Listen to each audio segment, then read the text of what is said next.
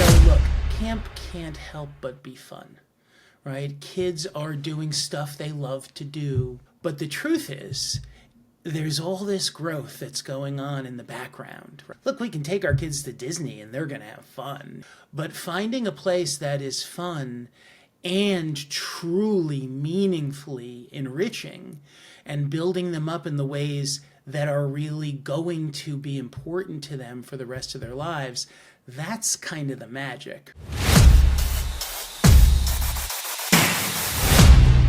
Welcome to Cabin Chat with Jack Schott, the podcast where Jack unpacks the power of camp with experts sharing insights on youth development, leadership, and lessons that shape kids today. How's everybody doing? I could not be more excited to be sitting down with Scott Brody, my personal friend, former chair of the American Camp Association Board, owner and director at Camps Kenwood and Evergreen, also the owner of Everwood Day Camp and Camp Siwataro. And finally, Scott, I'm going to ask you a lot of questions here about the work you've done in government affairs to take care of camps across the country. This is sort of a different style of conversation than I imagine most podcasts work. We're going to talk to each other. We're going to learn about each other. And the part I'm the most excited about is that I get to spend the summer with you. This is a sort of a coming out party that I get to say out loud that I'm so excited to spend the summer at Camps Kenwood and Evergreen, getting to know the community, getting to know the impact, getting to see the magic of what you have done in New Hampshire for so long in action. And honestly, I said I couldn't be more excited to sit down, but the summer's going to obviously be even so much better. So, Scott, working and running camp is incredibly challenging. It's taxing. There's a ton that goes into it. You've been doing it for a long time.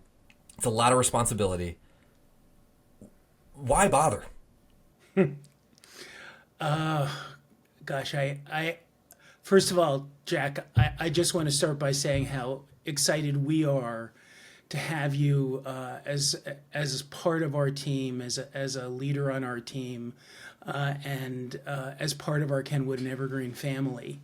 I have been doing it a long time. It's actually funny. Yesterday, I spent about 3 hours with Arthur and Judy Charineau, who were the owners of camp that I grew up with, and they're both in their 90s now. And, you know, I make sure that we get some time together from time to time. And this was really, it was amazing. And we were talking about their 39 years running Kenwood and Evergreen. And, you know, I was a kid back then. I started as a camper in 1973 and fell in love with camp. I mean, it was, well, I guess for me, it was very different from home. I grew up in a kind of a rough neighborhood, and it was tough to find a peer group that I really connected with. And I went to Kenwood and Evergreen, and it totally changed my life. You know, I found my people, and I found people who would become my closest friends, and many of them still are my very closest friends. And I found mentors like my counselors and like Arthur and Judy, who helped me discover my capabilities and, you know, really develop a belief in myself, and discover my strengths and kind of find that best version of myself. And essentially that's why I do what I do.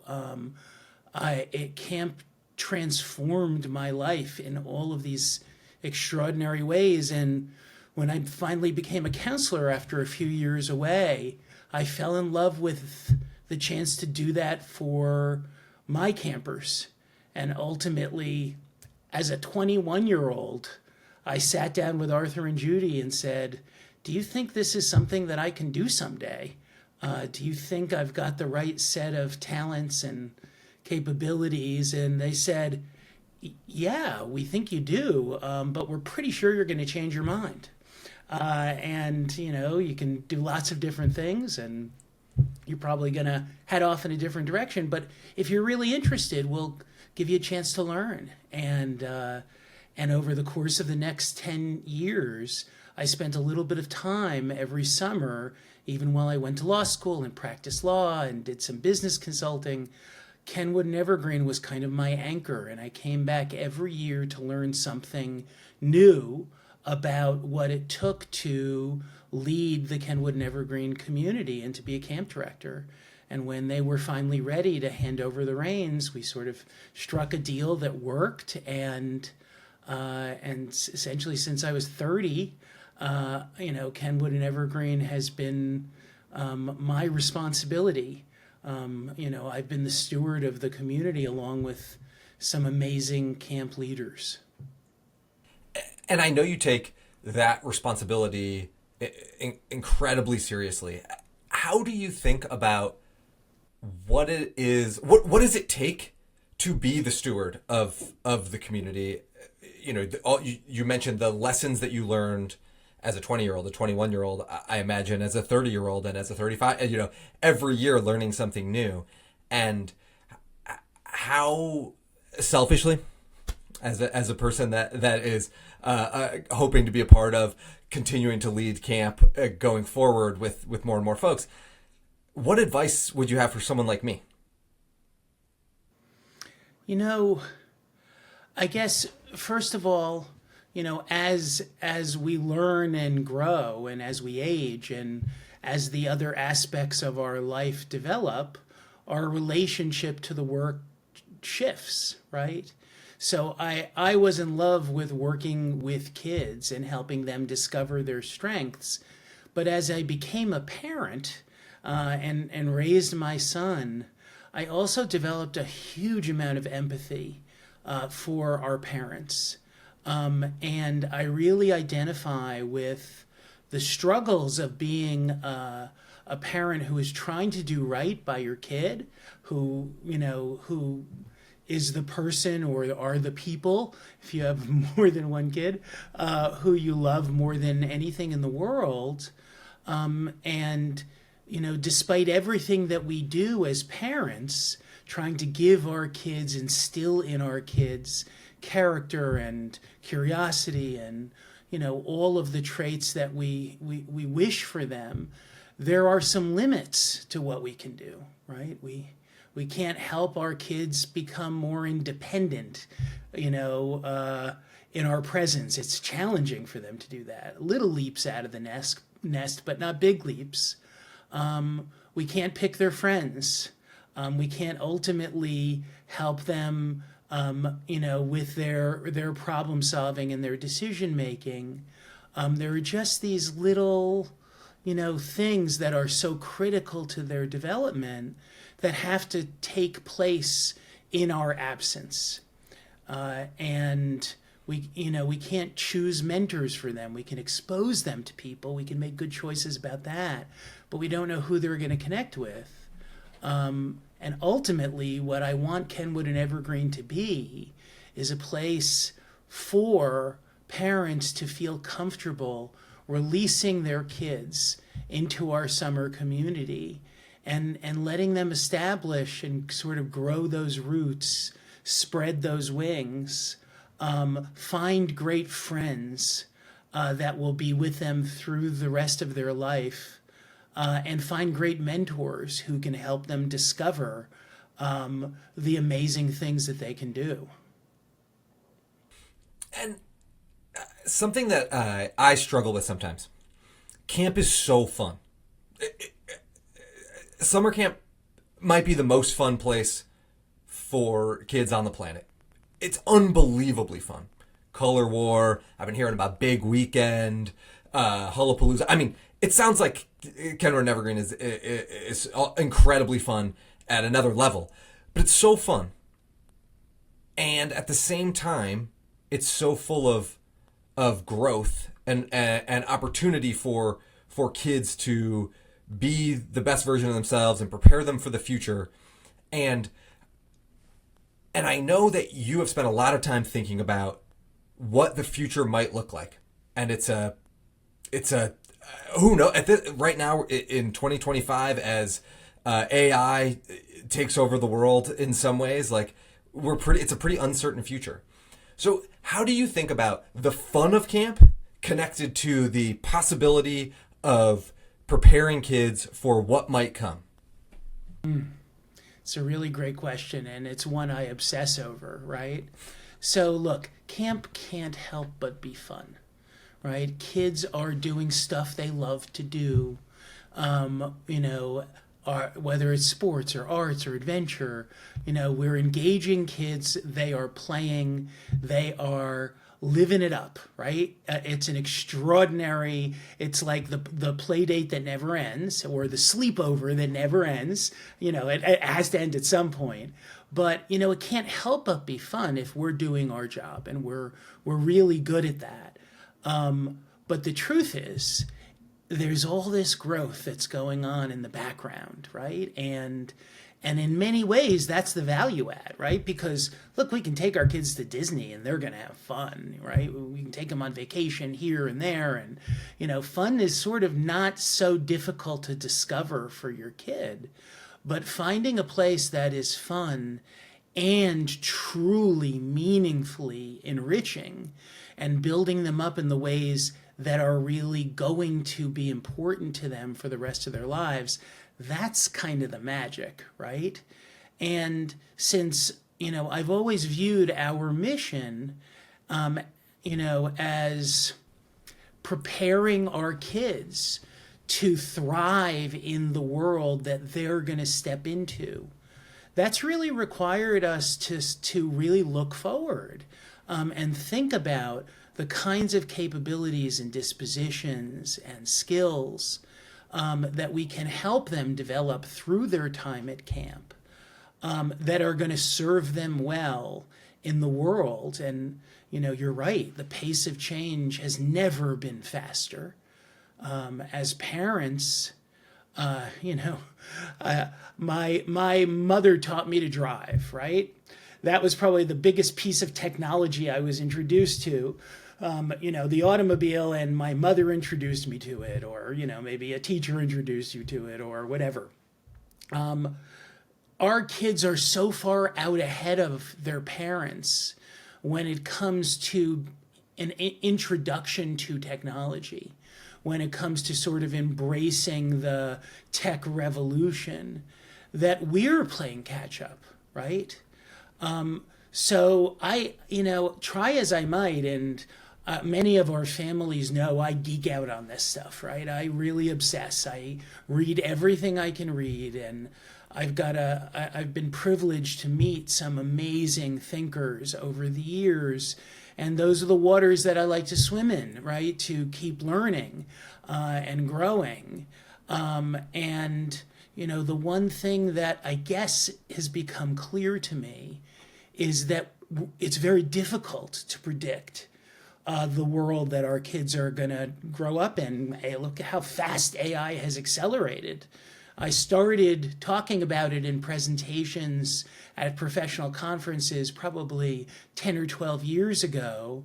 And the last 3 years have happened so fast, right, have accelerated everything, that it's impossible to predict what an 8-year-old today is going to, encounter in the world when they're 18. Probably they'll be using tools that haven't been invented yet, and probably have careers that we can't even really imagine. So the question is, how do you prepare a child for that kind of change? And to me, in some ways, it's a return to fundamentals, right? It's like that strong inner core. How do we help our kids to be able to weather change like that? And they have to do it with flexibility and adaptability and self-belief, right? Sort of growth mindset, which we all have encountered as a concept, but it's more, right? Curiosity. They're going to have many careers. They're going to do many things. So it's sort of that strong inner core that we're trying to help them develop through their camp experience. And we're also trying to help them to return to those kind of fundamental social and emotional skills, friendship, face-to-face relationships, human connection, being unplugged is maybe one of the greatest blessings of camp. But also learning how to navigate friendship and relationship, and what caring and understanding and empathy and forgiveness are all about. And camp is an environment where all of those things happen, packed into, a 6.5 week summer, or, a 3.5 week half summer, in this amazing way that sticks, right? So that the lessons that our kids learn and the skills that they develop at camp stick with them. And I think that is in some ways the greatest thing we can give our kids, and help them to deepen those skills summer after summer. Scott, double click on this for a second, because you and I are talking to each other right now over the magic internet, with our computers open. I love technology. I listen to too many tech startup podcasts. I was a part of a venture-backed startup that was building SaaS for a little while. Like, I love the internet. I love AI. I use ChatGPT or Claude every day. And at the same time,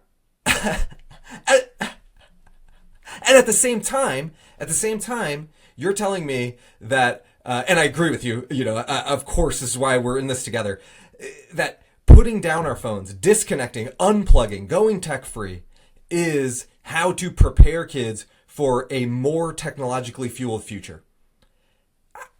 Square that circle. How does that work? Well, look, we grew up with a foundation of human relationship, right? You were probably the end of the period of time where kids went out and played, right?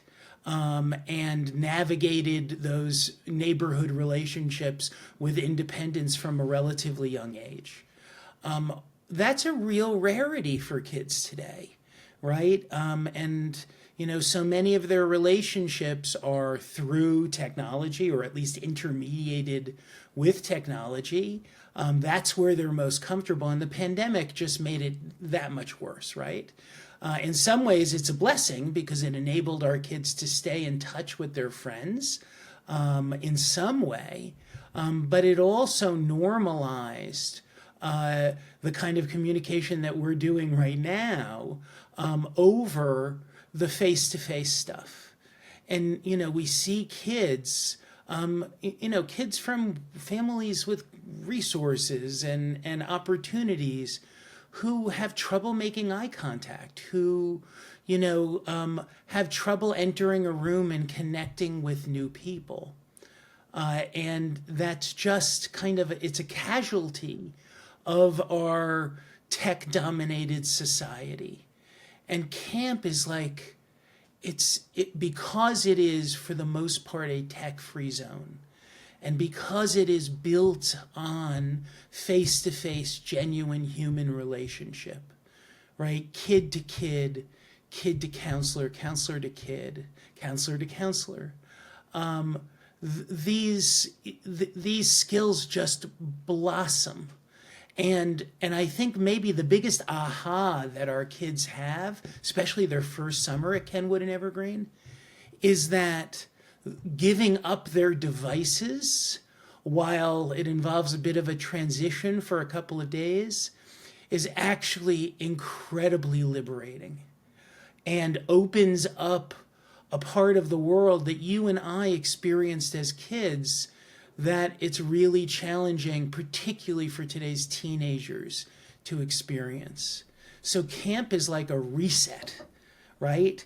And it brings them back to kind of, level one humanity, right? And I just think that that's a predicate for living a happy life and having, lifelong relationships, partners, a family, all of those things that, regardless of where the world goes, we want for our children. and camp is just an amazing setting for those qualities to take hold. Scott, I have to Scott, I have to be honest with you. I'm a little bit nervous for where the world goes with AI and technology.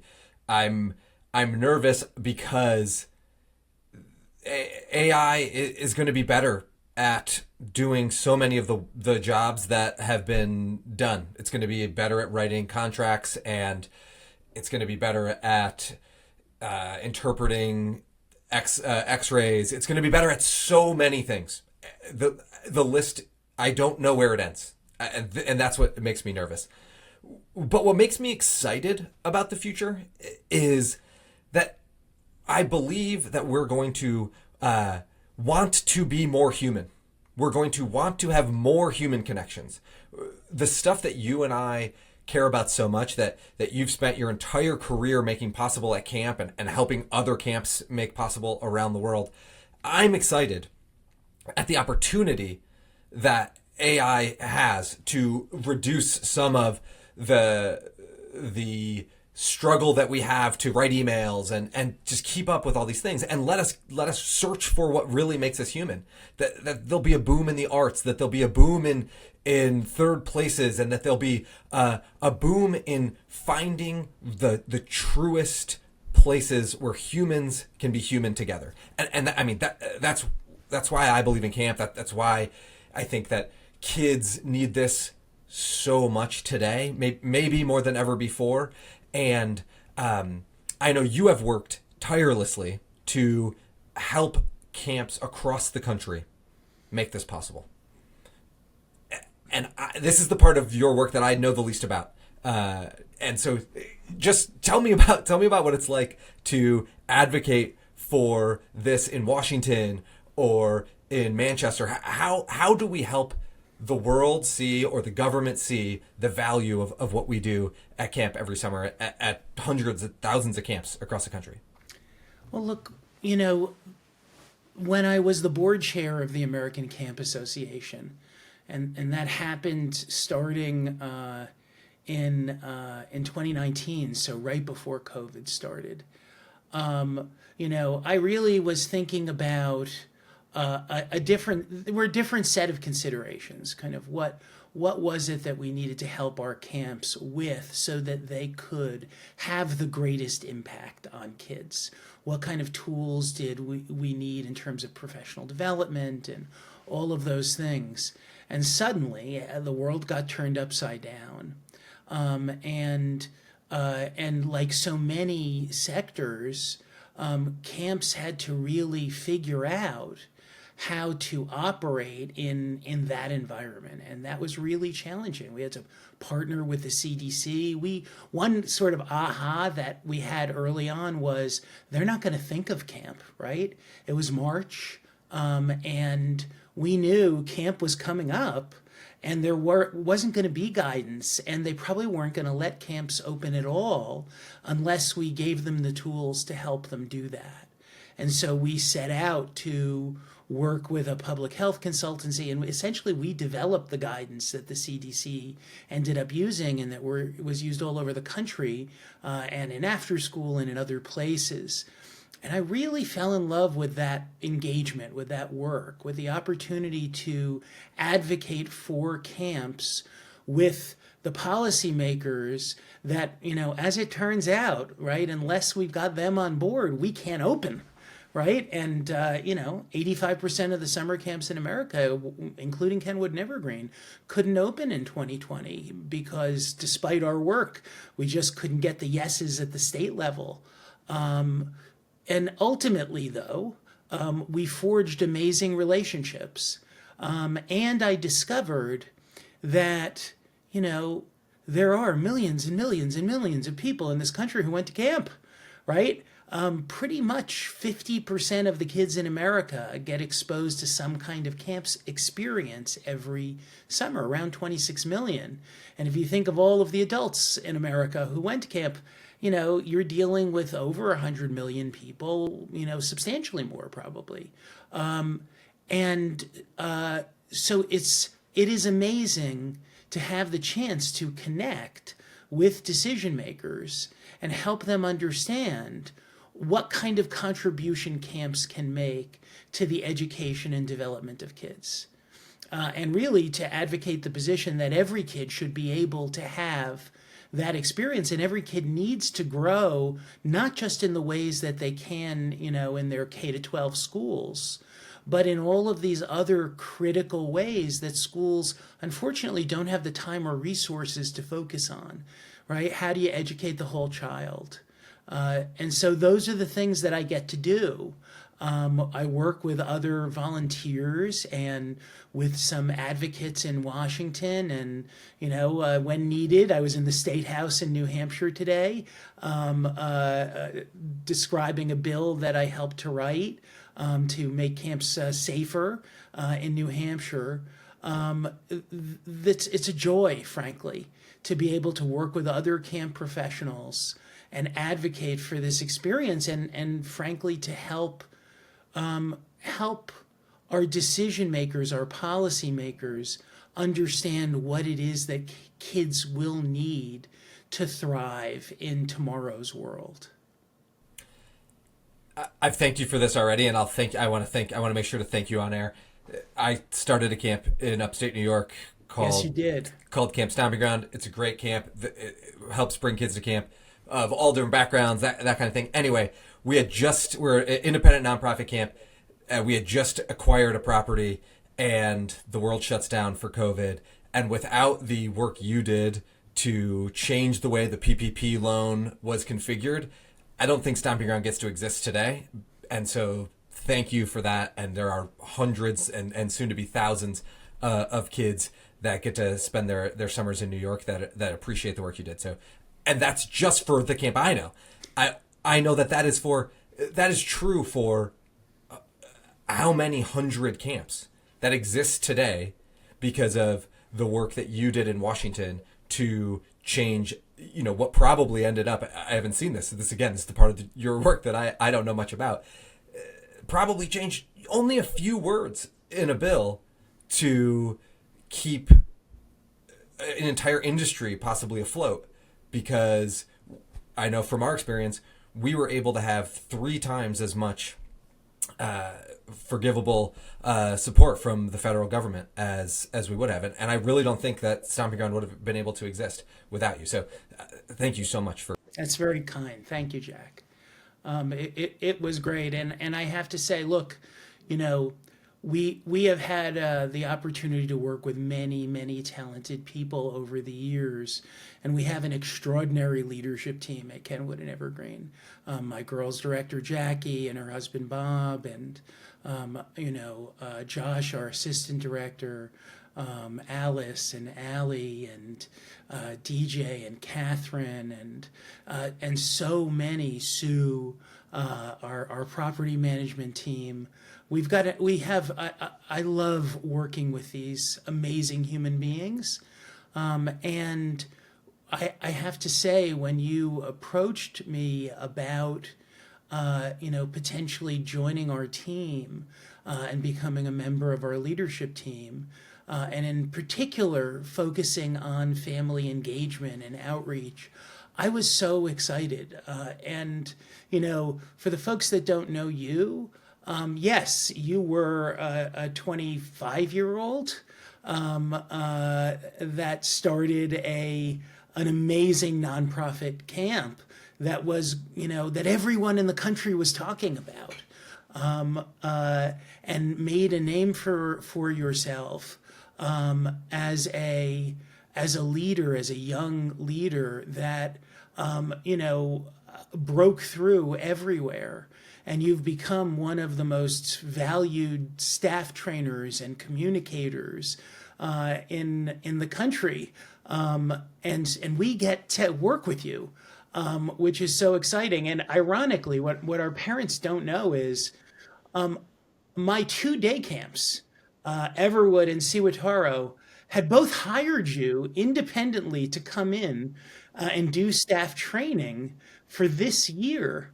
Not even knowing that we were talking, because you bring freshness and insight, and joy and creativity and energy, and brilliance into your work.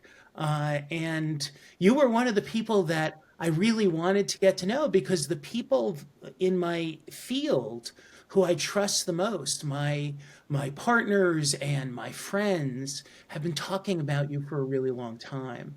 So I sort of feel, kind of doubly blessed that we were able to connect, and that you wanted to join us on this journey, because that's really, really exciting. And that is what Kenwood and Evergreen, somehow we've managed to do this, right? To attract, amazing leaders over the years, from Ken, who founded the camp, and his wife Bernice, to Arthur and Judy, to the team that I've been blessed to work with, for Phyllis, who led Evergreen for so many years, and now can't stay away during the summer, always visits, but extraordinary people. And I just feel so blessed that you are going to be with us this summer, and part of our amazing leadership team.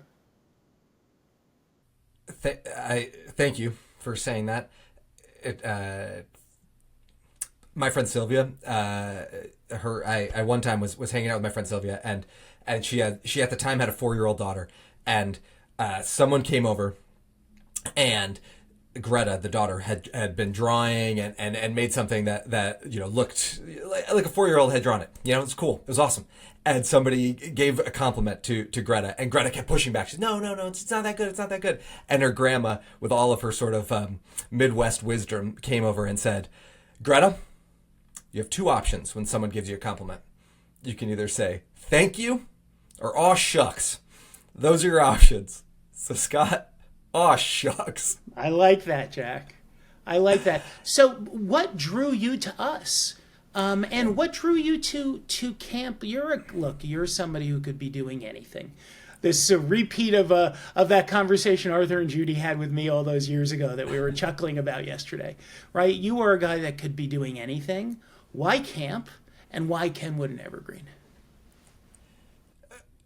I grew up in a house that was not growing me up to be a camp director. That was not in Pam and John Schott's sort of list of things for me to do. My mom was a math teacher for elementary school. She was my math teacher, and she was strict. My dad sort of had the sort of kids are supposed to be seen but not heard mentality. And when I went off to college, and school was never challenging for me. I always did well in school.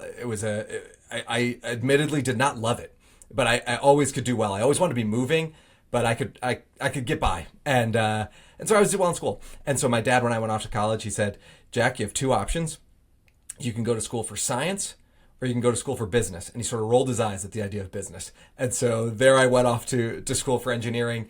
And every summer I went back to camp, and I worked at camp. I'd grown up, spending a few weeks of summer at camp, and every summer in college I went back to work, and I did every seasonal job, from washing dishes to running the CIT program and being the program director and all the things. And my guidance counselor, or my advisors in engineering school, thought I was, outside my mind. Like I should be going to get internships. And I did a couple of semesters where I worked in a plant that made pumps for nuclear generators. And, I went out and I saw what engineering looked like, and I got my degree, but it wasn't for me.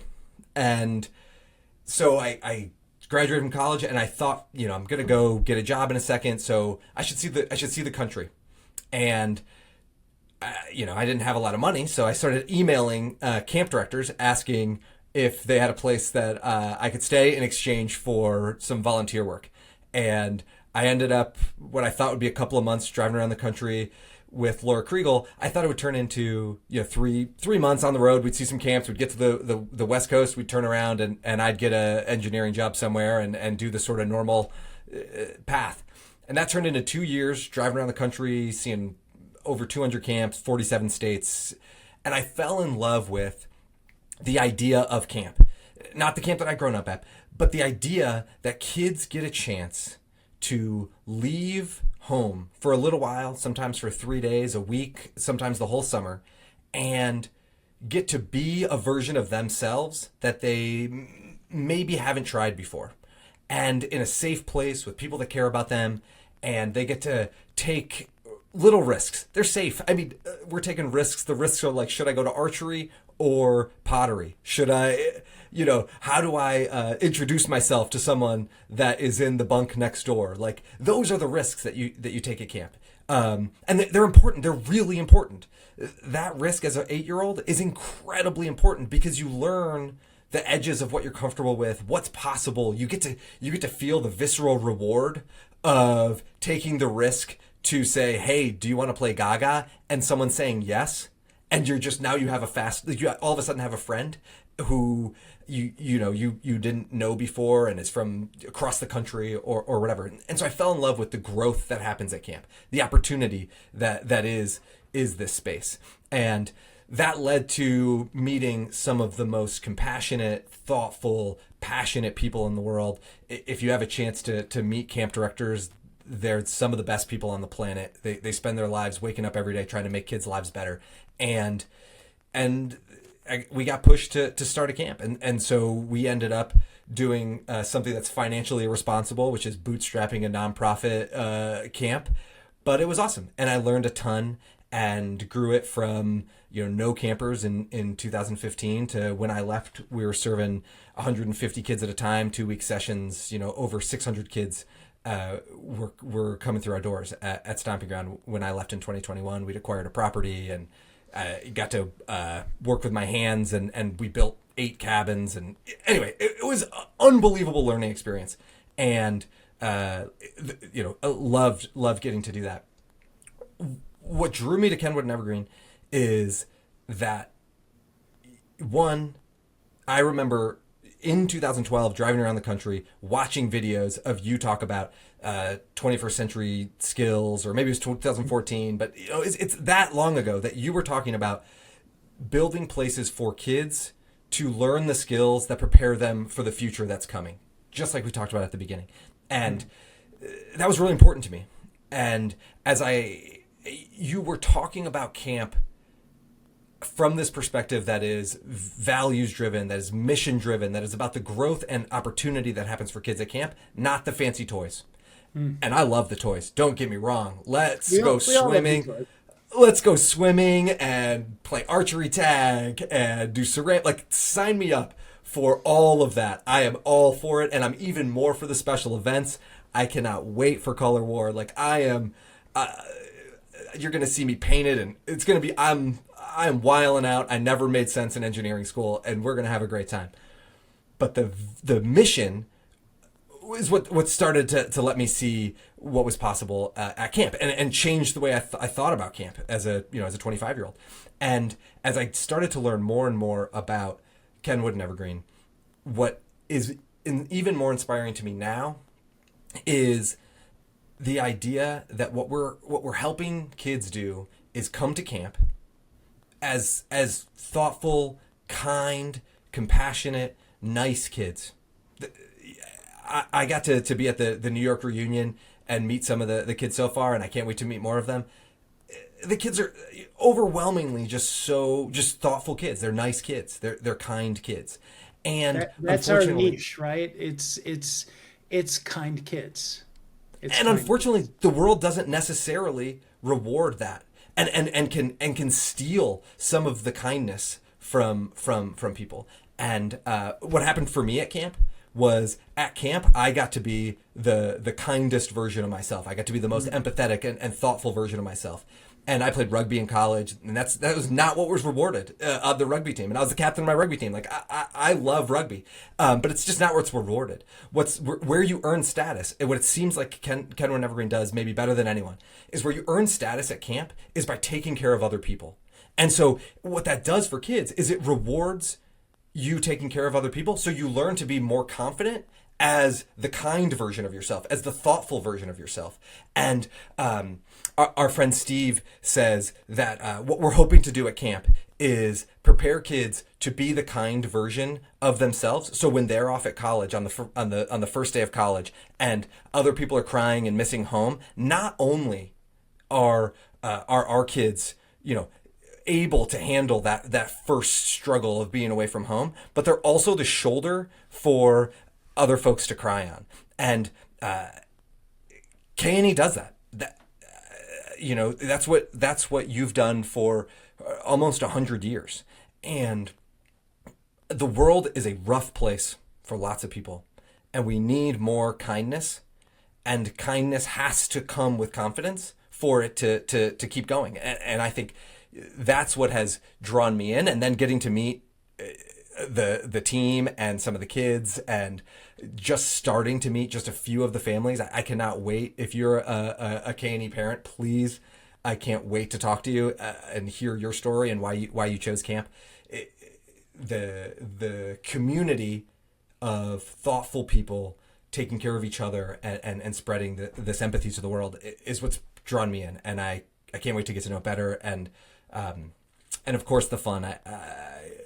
You've seen me Scott, you've just seen the beginning of the wild silliness that I like to play, and I can't wait for that part, that magic, that sort of combination of chocolate and peanut butter that is fun and camp and growth is I can't wait. Did you really bicycle around Europe in a shark costume? Is that the stuff of legends, or is that the real deal? I got a text from my friend Blake.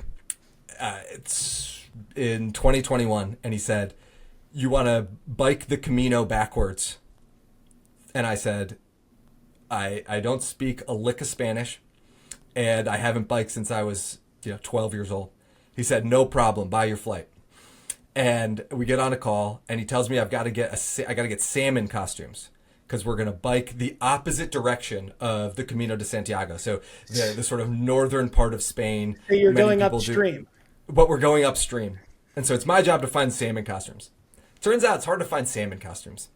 And so I show up with shark costumes, and Blake and I bike. This is just for fun. We're just having a great time. And so Blake and I bike from Santiago to almost the east coast of Spain in shark costumes over 3 weeks. And everywhere we go, we're biking, and in accents from all over Europe, people are singing "Baby Shark do do do do do do," or admittedly, about like maybe 4 or 5% of people were just sort of looking at us like these stupid Americans, because they could, without even talking to us, they could tell we were Americans. And if you've traveled abroad, you know what that's like. Well, you know what? You need a little of that to be a leader at camp, honestly, right? Not being afraid to maybe look foolish in the eyes of some, but to make other people happy and lead the fun. That's magic, and I know you've got that in amazing supply. You're going to also get to meet Adventure Dave, who leads so many of our daily trips, expeditions into the wilderness. He's got that same energy. It's a wonderful thing. We need more of it. Scott, I know you're asking me questions, but I'm too curious here. On the website, and I've heard this from lots of people. Camps Kenwood and Evergreen. Imagine a place. Help me imagine what the place is. I've walked around, I've seen the facility, but that's not what we're talking about. Right. Look, when we came up with that descriptor, there have been many different things that have followed. But I think some of the kind of timeless qualities are, like, imagine a place where being a good friend is the most important thing, right? That was actually the concept that we started with. Because for so many kids, they can't really imagine a place like that. It's not what they encounter at school, at home, or on a sports team or whatever. For some kids that comes so easy, and we got a lot of those kids too, right? And the world sort of greets them on a level playing field, and everything feels good. But we want Kenwood and Evergreen to be that kind of place for every kid, right? And we want to meet them where they are, right? So it's really not like other places, right? We want to meet kids where they are and then embrace them and celebrate them for who they are and then help them discover who they can be, right? And I think that Imagine a Place concept is really kind of recognizing that it almost sounds fanciful and magical, but actually at camp, at Kenwood and Evergreen, it's real, right? And that's what we work so hard to accomplish, summer after summer. And I'm so proud, we're one of the few camps, for instance, these days where kids, a lot of our kids come from families that have lots of options, right? And our kids could do lots of things. We have more kids who want to be counselors when they're old enough to be counselors than almost any other camp I know. Most camps that serve families with lots of options don't have a lot of kids coming back. But there's a pay it forward piece of being a member of the Kenwood and Evergreen community that I just treasure, right? Because it really speaks to who our kids grow into as young adults, and that they're not looking inward. They're looking outward, and they're saying, "How can I make a difference?" And at the same time, that doesn't just happen, right? Because for probably the last 20, 25 years, we've been super intentional about the growth of our staff, about helping them continue that growth that they had as campers, or if they're new to us, to experience it, and to continue to develop their human skills, so that when they head off into whatever career, maybe it's going to be back at camp someday, like you and me, Jack, and some of our wonderful leaders at camp, but maybe it's going to be somewhere else. They are going to have the capacity to make a difference, right? They're going to be able to walk into a room and connect with people. They're going to be able to listen with empathy and compassion. And they're going to be loved and respected enough that people will listen to them, will want to hear what they have to say. Kenwood and Evergreen alum are leaders, right? And they're not leaders because they're just alphaing it out and smacking other people down. They're leaders because of what they bring to the table, right? And the way they lead with compassion, and the kind of role models they are for others. And honestly, if I think, kind of that Imagine a Place, like I'm also imagining what the world would be like with more and more people who grow up in this way and can make a positive difference in the world. As you know, I spend about half my time working on camp stuff at the moment and helping other camps do things, and I can't wait to be able to really focus and get back into building community at the camp. But what I've also been able to do over the last couple of years since leaving Stomping Ground is that I do coaching and facilitation with mostly companies that are sort of like associated with YPO. And what I'm seeing all the time is I get in these executive rooms and I'm with the CFO and the head of HR and the head of operations or whatever, and what they need is exactly what you're describing. And I was hearing you talk about this in 2010, 2012, whenever it was that these things were coming out, but it wasn't real for me. I was just a kid out of college. Now, I went into this world. I thought I was going to be a corporate consultant. Sylvia, Greta's mom, aw shucks, calls me and says, "Hey, what are you going to do after camp? You're working for me." And she starts sending me off in my business costume to help people talk to each other better. And so I'm like, hey, this is what I'll do for the rest of my life. And it could not be more true that our grown-ups need more camp, and that our kids growing up into this world need more of that confidence and compassion and listening skills that you're talking, that we can imagine a place that inspires that. And so first of all, thank you for keeping this happen, continuing to make this happen. And I have two more questions for you. First question, Scott, I'm new to the K&E family. What advice do you have for me to help me be successful as I navigate into what is a rich tradition of incredible people and impact and fun and growth? I think it is connect with as many families as you can. Get to know the members of our community. And I'm giving you the space to do that. And that's really your job one, is that I want you to do that. Because, first of all, we have a remarkable community of families. We just do.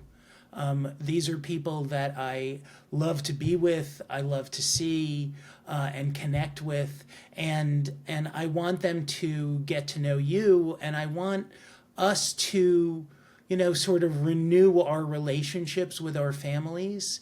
Again, we're in a little bit of a chaotic moment right now, and I think I really want I want our community to be one that all of our families can rely on for support. We can lean on each other.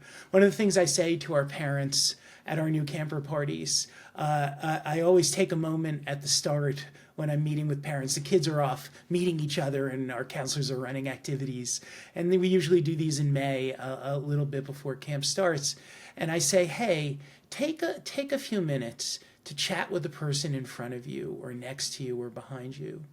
Because when the buses drive off, right, these are the folks that are going to be standing next to you, right? And in that same emotional state of knowing you just did the right thing, but you already miss those kids, and you need a little support and a little love. But because 95% of our kids come back, and we have so many deep and meaningful friendships among our campers, our parents are going to get to know each other. And I see them making these lifelong friends. So, we have a beautiful and wonderful community. I want you to get to know that community. And I'd say the second thing is, I want you to be yourself, right? We have spent a lot of time together getting to know each other and knowing who you are as a human being, knowing what your values are. To me, these are sort of the prerequisites of, kind of opening the gates of our community to someone who is going to step in and be a leader. And I want people to get to know you, right? They know our staff who have been with us for years and years. And so many of our leaders are treasured and loved. You're very lovable, Jack. I want people to get to know you. And I want you to bring the unique stuff that you will bring to our community. Because the truth is, we have evolved over the years. And we've evolved because people join our community and make transformative contributions. Right? And even though there are some things that are timeless, one of those qualities is that we need to keep evolving and maintain our relevancy and connect to the future. And that's one of the reasons I feel really blessed that you're joining our community. Oh, shucks. Okay, my last question, and we can keep talking. In 2012, I was driving around the country and was trying to soak up as many pieces of advice from camp directors as I could. And the internet really didn't make that as easy as it does now. So imagine there's a 23-year-old Jack driving around the country right now or looking around. What are a couple of book recommendations that you would have for Jack to prepare? This is for the 22-year-olds out there thinking about a career as a camp director. What should they be listening to? What should they be reading? What content is out there that sets them up for success? So that's a great question. And Again, I have been blessed to get to know some extraordinary people who have dedicated their lives and their studies and their professional careers to really pondering what kids need to develop into the kind of human beings that we've been talking about. Recently, I've been spending a fair amount of time with a wonderful psychologist and researcher at University of Texas. His name is David Yeager, and he just published a book in August called 10 to 25. And it's really about pre-adolescent and adolescent, principally adolescent folks, and the ways that they relate to the world. And it's ostensibly about connecting with adolescents and motivating them. But what it really is also about is how to mentor them and how to find mentors for them and what the mentor mindset is all about. And David loves camp, values camp. He's actually coming to the American Camp Association conference in a couple of weeks, and he'll be speaking there. But he's, I learned something. I keep learning from people like David or our consulting psychologist, Michael Thompson, who's written so many amazing books. And I guess I'd go back to Michael's book, Homesick and Happy, which is specifically about the gifts that kids gain through camp experiences. We've shared that with many of our families. I'd say 10 to 25 is the new book that we're going to be celebrating and give our families an opportunity to connect with David. So those are sort of the hot button authors that I've been thinking about lately. But we've always got our ear to the ground. We're always scanning the horizon too, right? Trying to figure out what it is we need to know to do this work most effectively. Scott, thank you for this conversation and even more for the opportunity to spend the summer with you and to get messy and dirty and laugh and swim and play and probably cry at camp this summer. I cannot wait for can it be June? I can't wait for camp. So it's coming up faster than we think. And we're not actually ready yet, so it can't be June yet. We still have work to do. There's actually a lot of work that goes into running camp, and we still have to finish it. Lots of kids every day, which is extraordinary. We've been very busy, and that's been a real blessing. So we're excited for the summer. Very excited to have you join us. I'm excited to be together with our leadership team again as a group of people that I just treasure. I really do, and I know you will too. And we're going to have an amazing summer together. And if this sounds like the kind of place that your kid would love to be, send me an email, jack@kenwood-evergreen.com, and we'll get them to camp, because it matters. It's important that kids get a chance to experience this kind of stuff. So, well, anyway, Scott, you're awesome. Thank you so much. Thank you, Jack.